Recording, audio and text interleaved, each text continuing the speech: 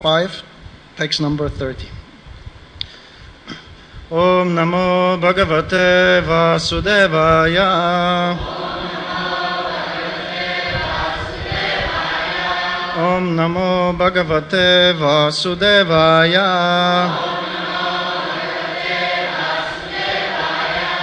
Om Namo Bhagavate Vasudevaya.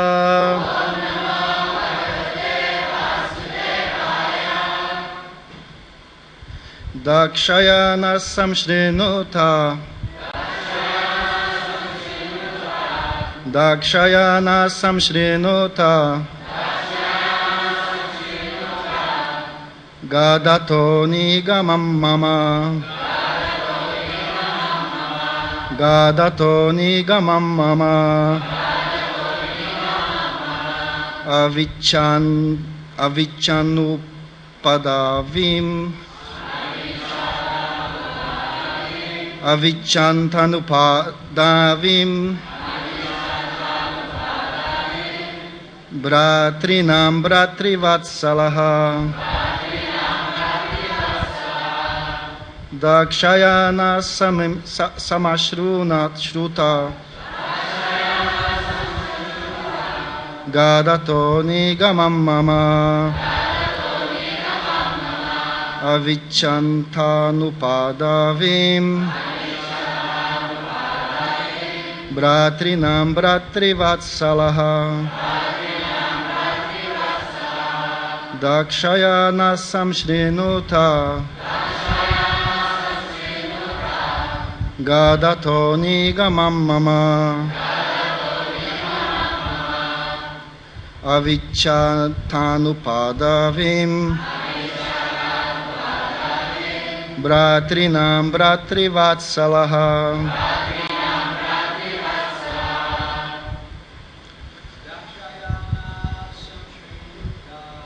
Dakshayana samshrinuta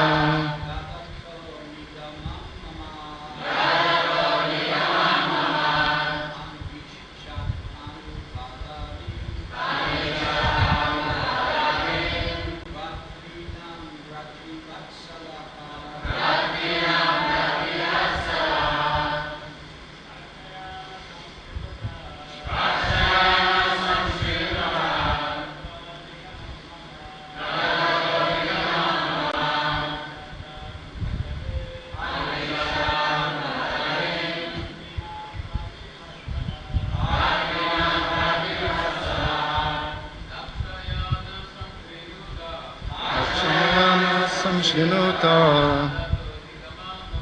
Gadato nigamam mama Aviccantanupadavim Bratrinam Bratrivatsalaha Matajis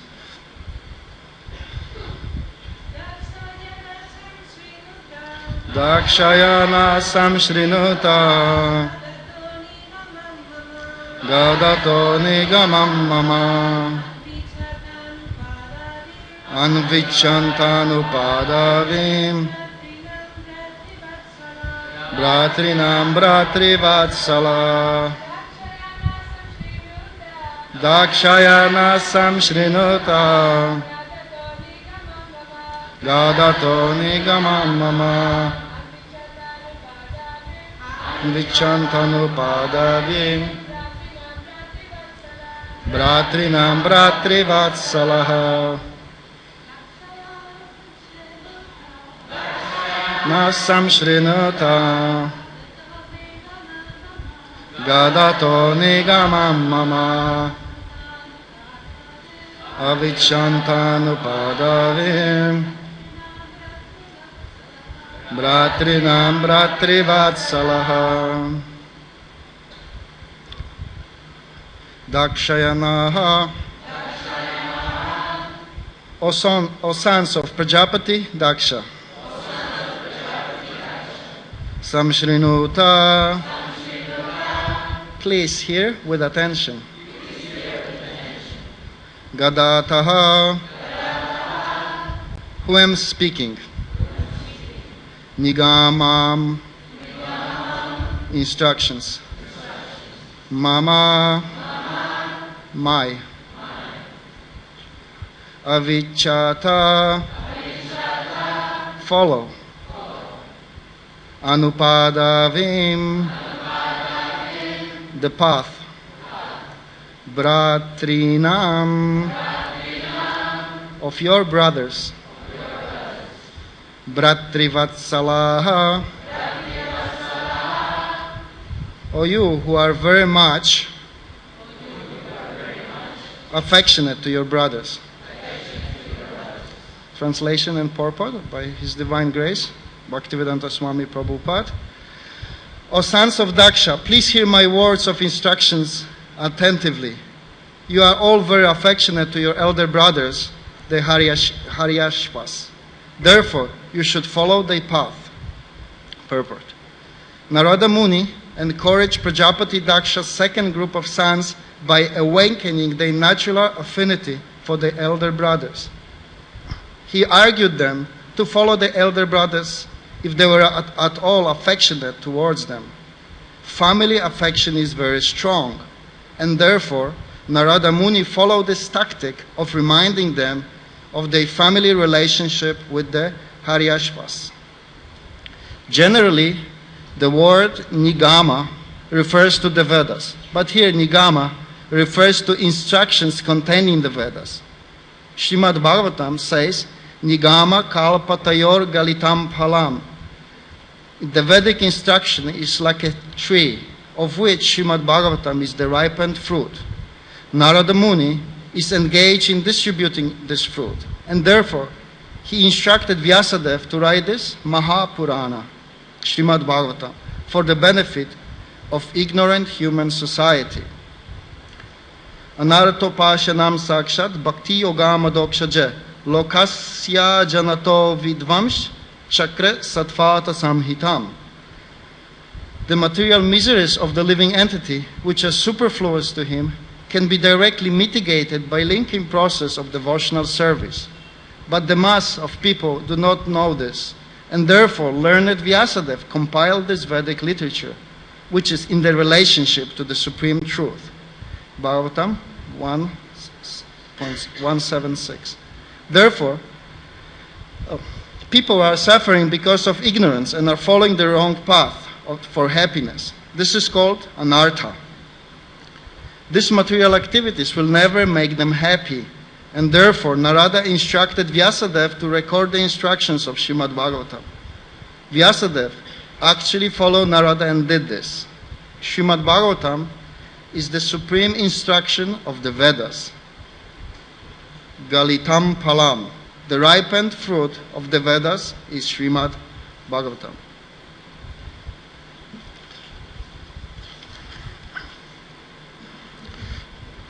So in line with the theme of the sixth canto, Srila Narada Muni, he is bringing up the importance of protection to the sons of Prajapati Daksha.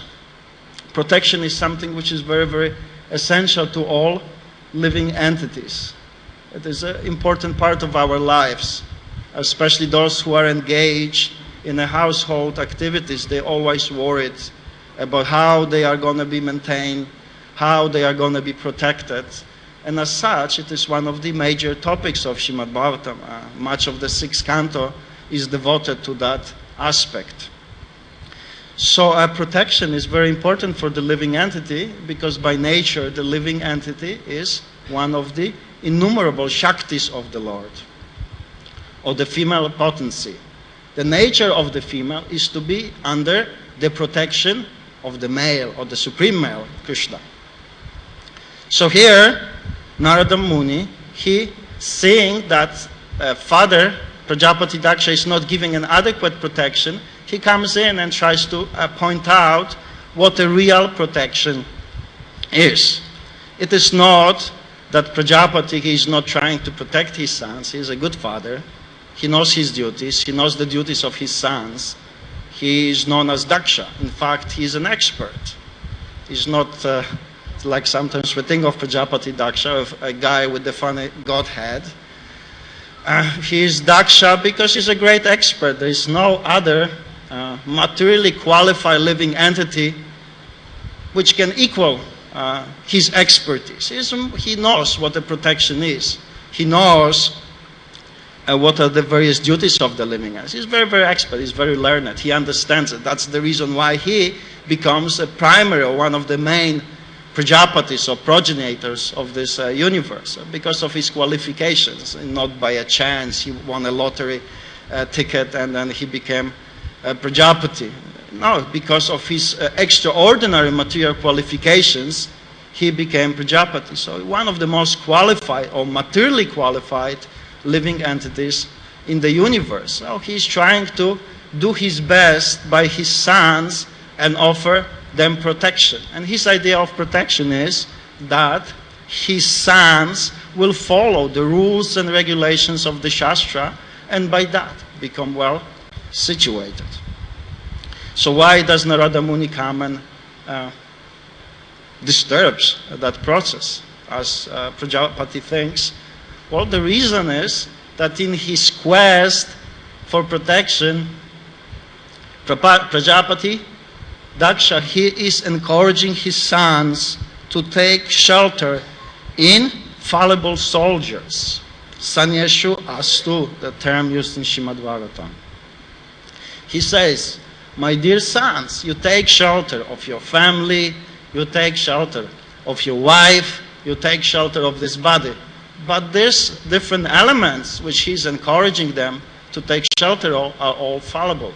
In the time of the greatest need, in the time of the greatest danger, they fail us. And we see so many stories. When we really need help, then there is nobody to help. We all have that experience.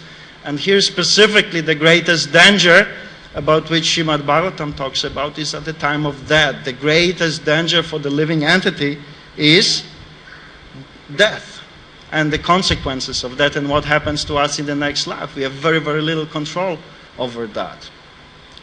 So he is encouraging them to take shelter in this material nature, which is fallible. And that's what Narada Muni is trying to remedy with his instructions.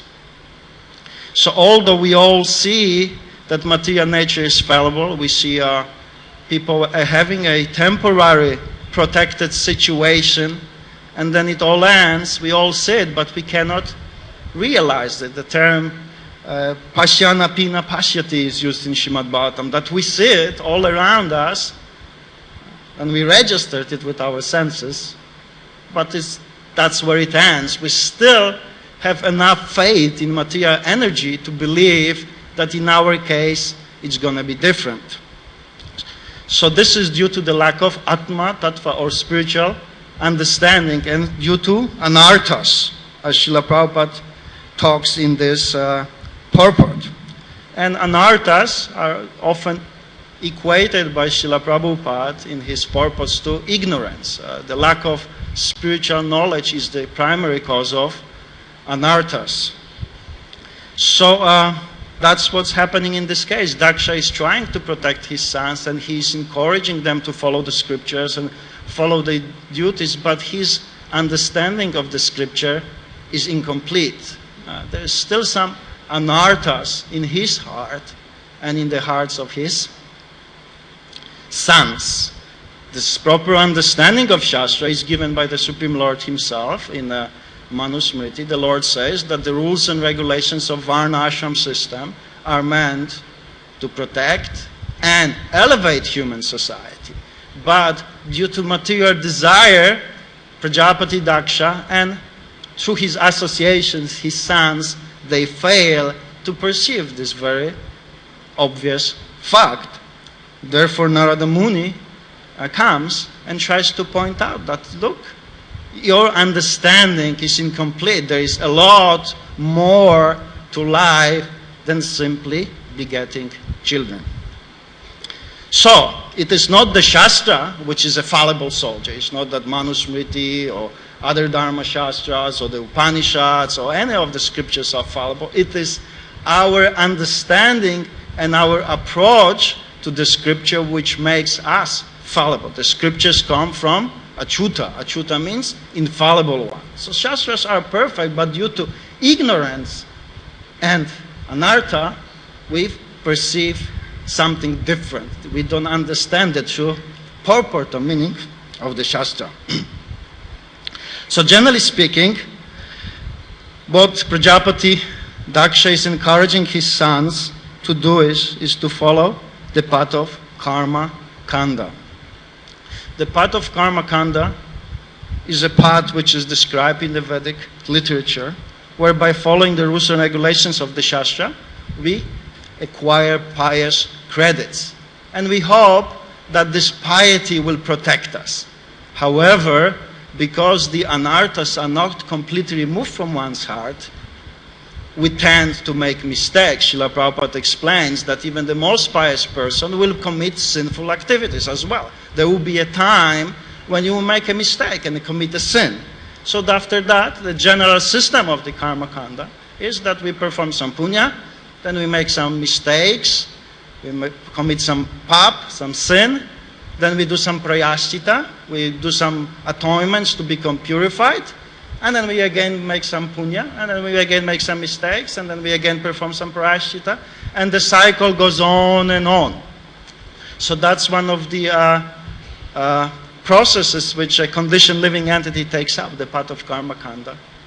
Another path very popular among the conditioned living entities, that of jnana karma. Jnana karma, Srila Prabhupada explains, in itself is a process of prayasthita, or atonement.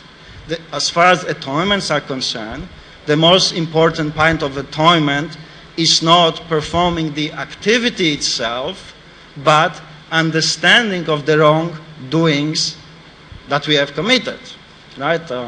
I don't know, if somebody makes a mistake, or your child or your friend makes a mistake, and then he comes and gives you a gift, but in his mind, he does not understand that he has made a mistake. That won't be very satisfying. That won't really fix anything.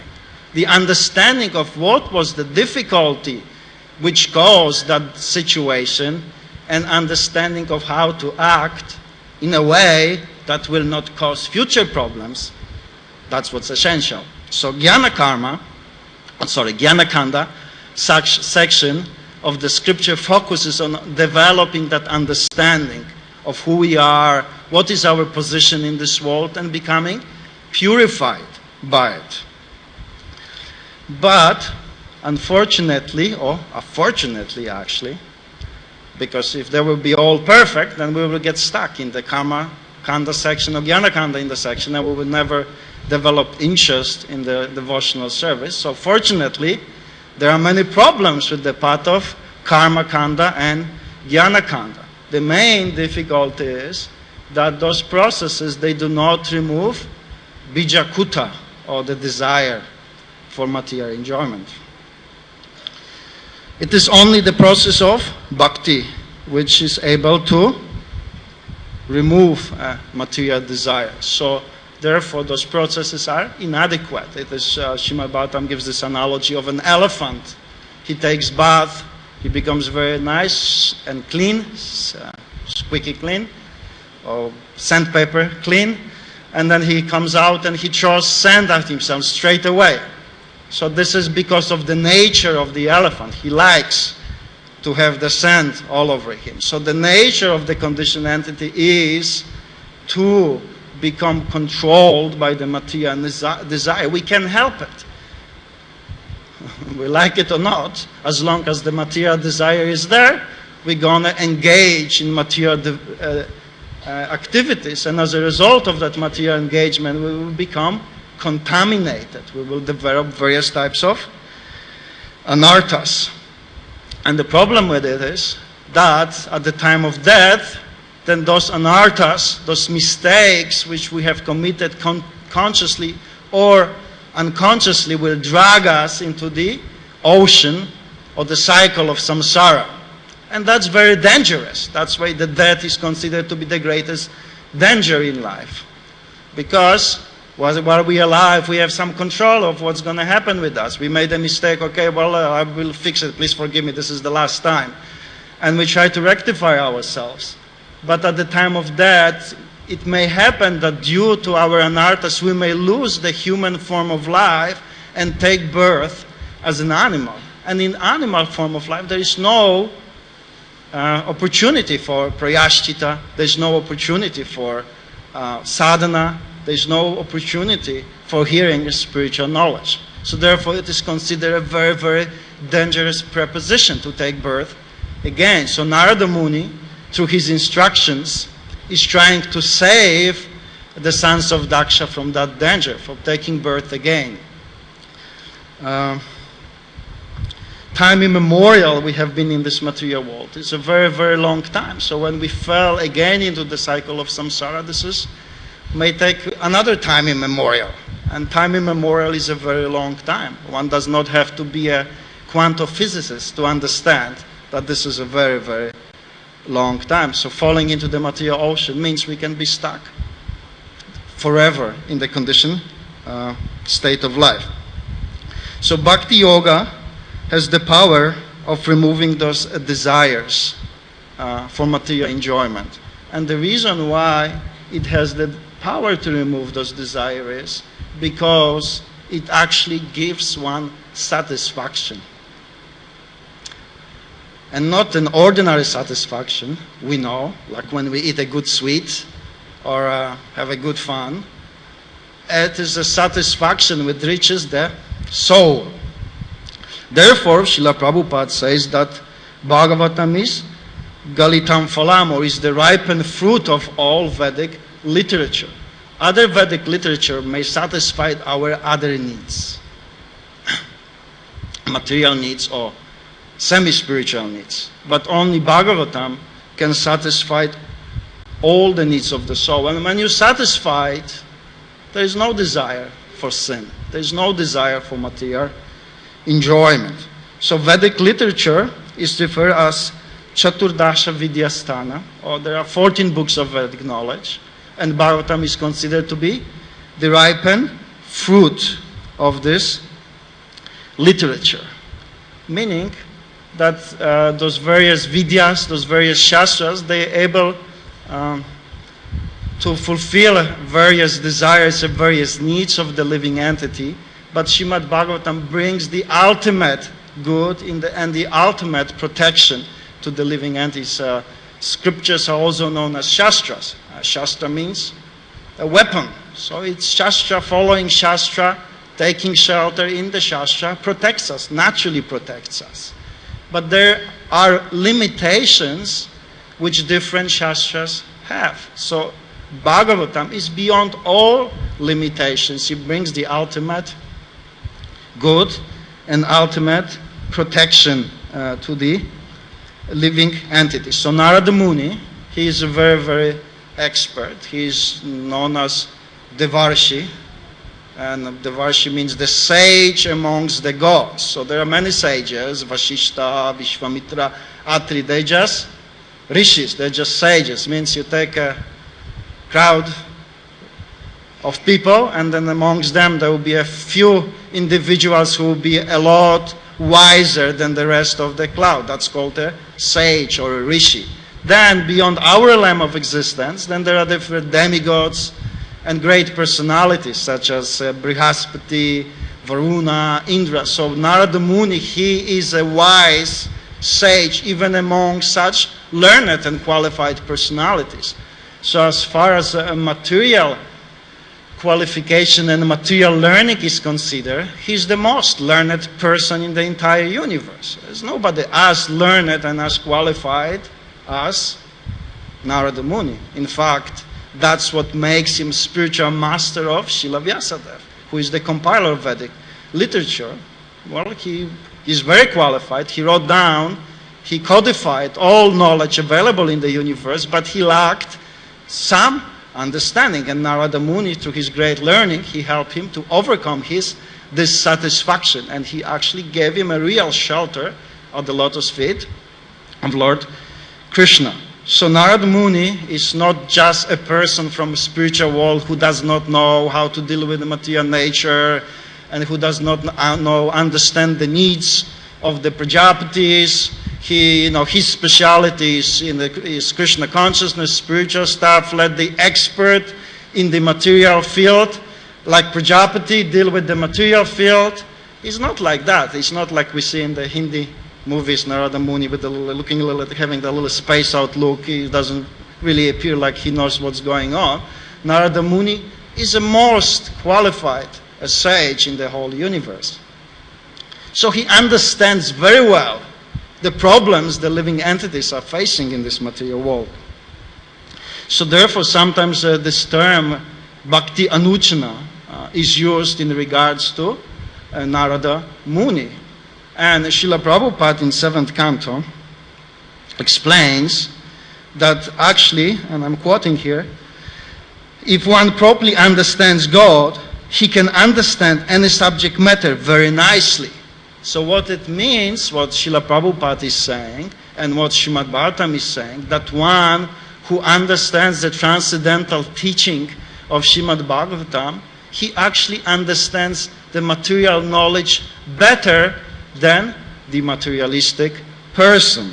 So, since he is such an expert in understanding the conditioned nature of the living entity, he uses his knowledge and he encourages the Shavalashvas, the sons of Prajapati, through the means of a material understanding. He understands in the family, the relationship between family members are very close. What your father or your brother or somebody else does or says naturally means a lot to you. It is a lot more than some strangers. We have a natural tendency to follow our friends, our brothers, our family members because we feel affectionate toward them.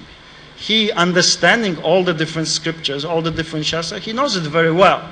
So what he does, here very Prabhupada says he uses a tactic.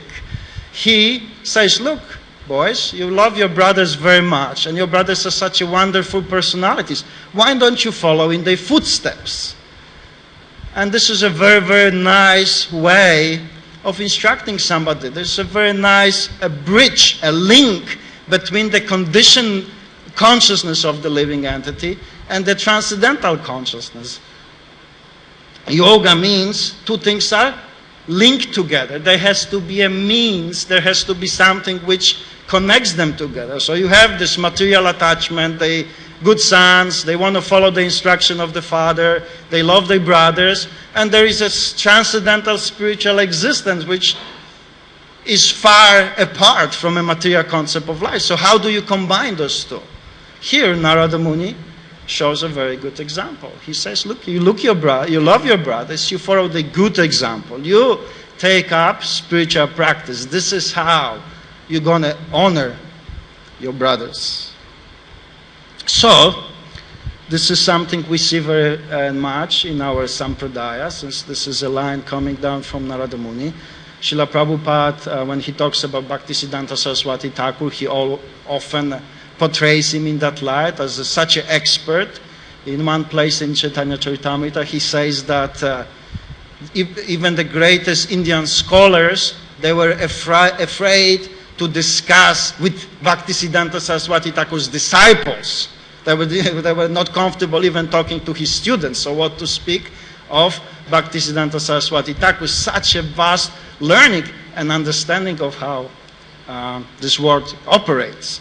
Similarly, Jiva Goswami, he manifests this ability to connect a material or spiritualize a material knowledge and make it into a most Krishna conscious, precious gem of knowledge. For example, Srila Prabhupada talks about his book Harinamamrita, Vyakaran. Grammar is not spiritual. I don't know, maybe some shock for some people, but grammar is not spiritual. It's not much to do with spirituality. Generally considered to be quite a mundane or secular subject. You study the grammar. However, in his work, Harinamamrita Vyakaran, he made it very, very nice and very interesting and very Krishna conscious. Srila Prabhupada says that if you study his grammar book, Shri Harinamamrita Vyakaran, you will learn grammar, you will become an expert in the material field of grammar, and at the same time, you will become an expert devotee. That's the ability of a Vaishnava, to bridge, to connect matter with spirit. So where is that ability coming from? Well, the ability comes from discrimination. Discrimination is the opposite of ignorance. Ignorance means we can't discriminate. We don't know right from wrong, back from front, and so on and so forth. We have some difficulties with seeing things properly. However, discrimination means we can differentiate between different things. That's one of the basic functions of intelligence, discrimination. So a devotee, he's expert in discriminating between spirit and matter. And in the terms of scripture, since this is something Srila Prabhupada talks about in this purport, then discriminating between the scriptures or shastras which deal with material knowledge, which deal with economics, social development, ethics, etc., and transcendental scriptures like Srimad Bhagavatam. So they have a very, very clear understanding. That's what differentiates an advanced devotee from a less advanced devotee. Advanced devotee very clearly says this is matter, this is spirit, this is a material activity, this is a spiritual activity. In the beginning stages of Krishna consciousness, this is not so obvious. We have difficulties differentiating. We need practice and we need a good guidance. So the Paravidya is the transcendental knowledge. Aparavidya refers to these different scriptures like grammar, Vedangas, Upangas, Upavedas, books which deal with different types of knowledge which are required by civilized human society. So when they connected to Paravidya, when they connected to Krishna consciousness, they are considered to be Aparavidya. Just like what Narada Muni takes here. He understands social interactions and he takes them and connects them to Krishna. And this is knowledge. He has knowledge. But when we fail to make that connection, it becomes avidya. It is ignorance. And it will cause our fall down. So why do they have this ability? Where is this ability coming from?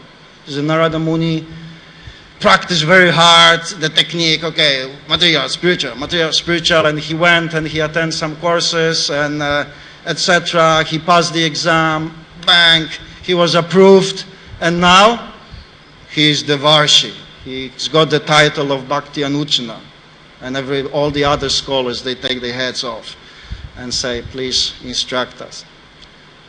It's not like that, because we're not dealing with mundane knowledge.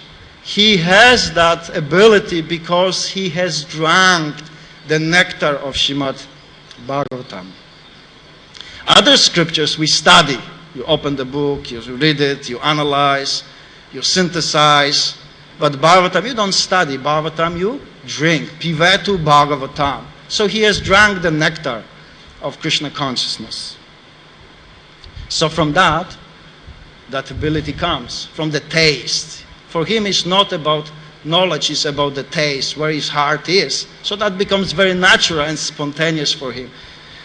So we see Srila Prabhupada, he also has this ability. There's many nice stories which illustrate Srila Prabhupada's ability to do that very much. There is a story in Prabhupada's Lilamrita where one devotee, Nanda Kumar, he was one of the devotees in the temple, and Prabhupada visited the temple. I exactly don't remember. Maybe some of senior devotees recall the location.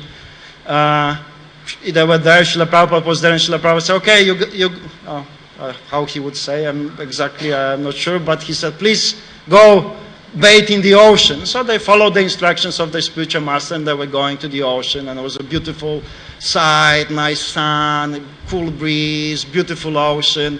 So it was really, really nice, heaven.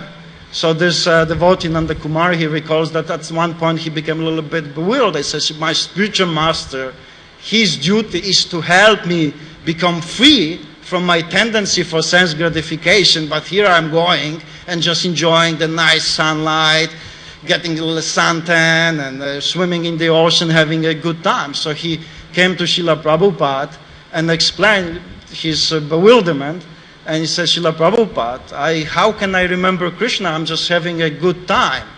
And Srila Prabhupada looked at him and said, well, Krishna is the sun, Krishna is the taste of water. How can you not remember Krishna?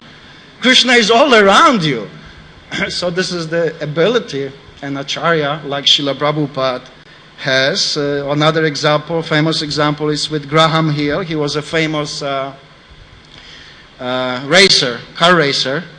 And the devotees in UK invited him to visit him, and they were just talking, and they just had a little chit chat, very nice and light conversation going on. And when he became a little comfortable with Srila Prabhupada, then he disclosed that sometimes when he rides the car, then he feels that that is just a hair breadth away from him. He has this near-death experiences, because we're talking late 60s, 70s. Even today is a very dangerous sport.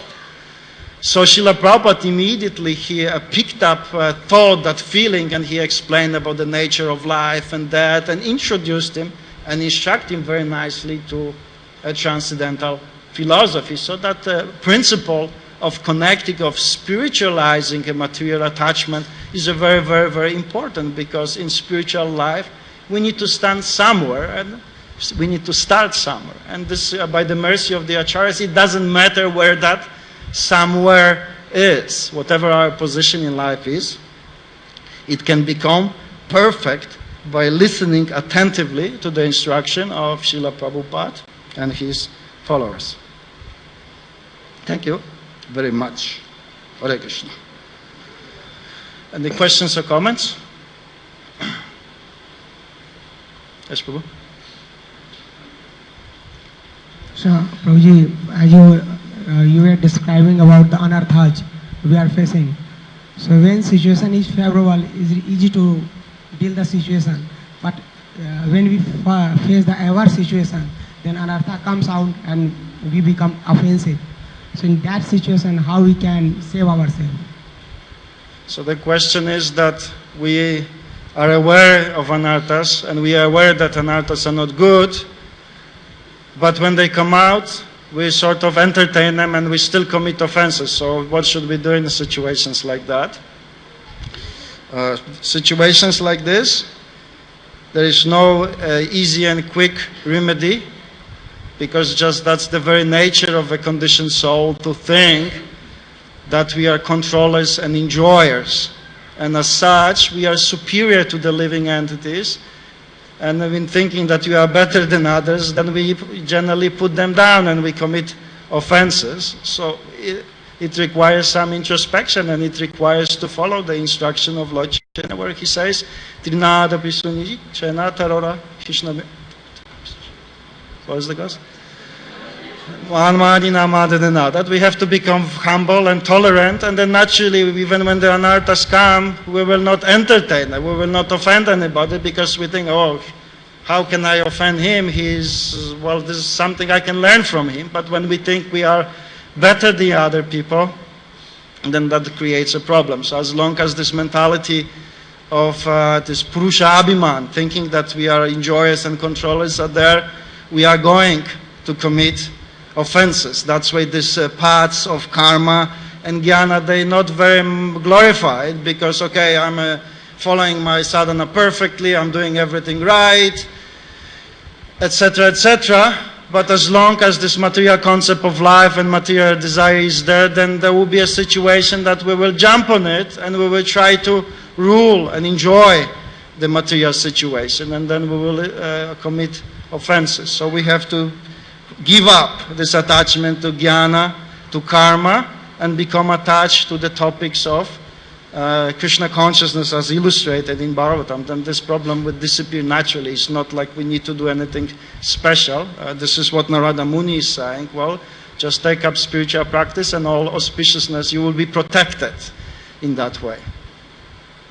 Yes, Prabhuji?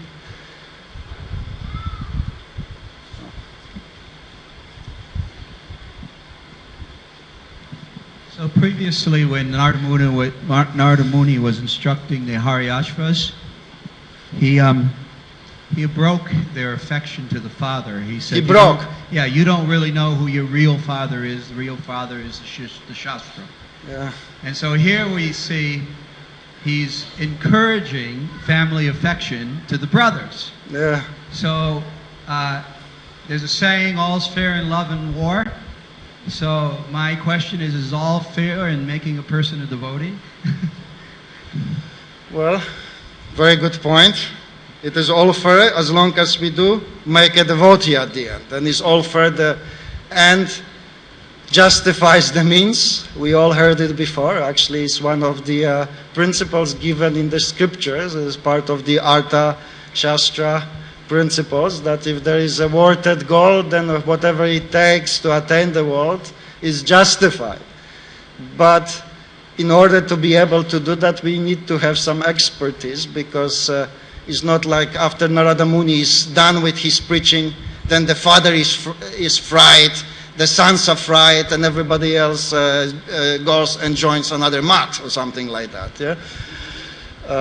They sort to say he knows what he's doing, he's successful, he knows when to push and when to break and when to comfort. It's an art how to do it, so he knows the art. Every science has the arts side, so besides being expert in Shastras, he's also expert in 64 arts.